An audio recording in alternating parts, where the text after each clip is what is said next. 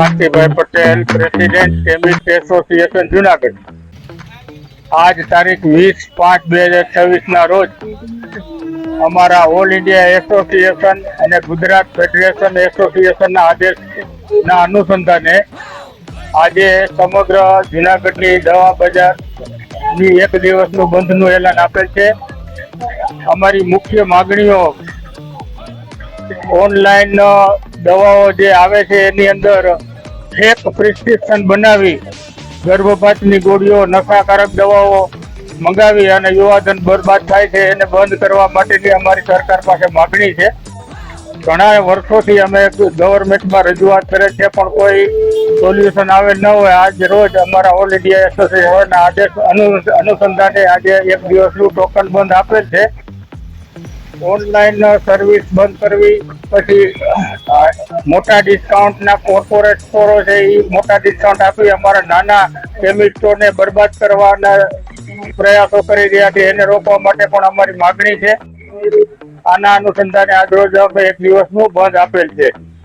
આજે મને કહેતા આનંદ થાય છે કે જુનાગઢની સમગ્ર દવા બજાર બંધ છે. અમને પૂરો સહકાર અમારા મેમ્બરો, નોન મેમ્બરો તરફથી મળેલ છે. અમોએ જે કેમિસ્ટોને ખુલ્લું રાખવા માટેની પેલું આપેલી છે મંજૂરી, એ લોકો જ ખુલ્લા છે. બાકી સંપૂર્ણ દવા બજાર જુનાગઢની બંધ છે. એનો મને ખૂબ આનંદ છે. આજે દર્દીઓ તરફથી પણ અમને પૂરો સહકાર મળે છે. એમનો પણ હું ખાસ આ તકે આભાર માનું છું. વૈકલ્પિક વ્યવસ્થા કરી છે. હા, વૈકલ્પિક વ્યવસ્થામાં વૈભવ ફાટક પાસે આરકે મેડિકલ, હરિહંસ મેડિકલ સ્ટોર અને બાયપાસ ચોકડી ઉપર આદર્શ મેડિસિન, આ 3 સ્ટોર ખુલ્લા રાખ્યા છે.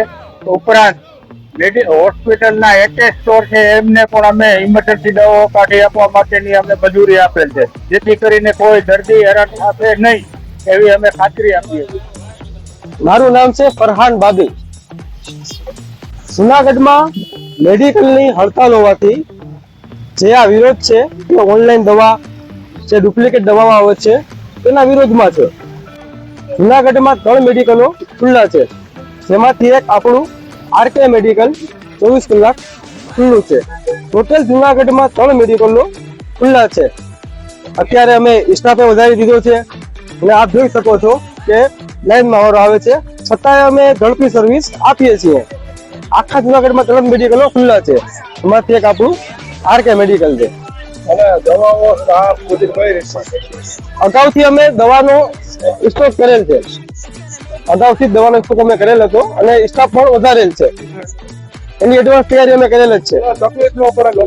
તકલીફ ના પડે લોકોને એના માટે સ્ટાફે વધારેલ છે અને અગાઉ દવાનો સ્ટોક પણ કરેલ છે.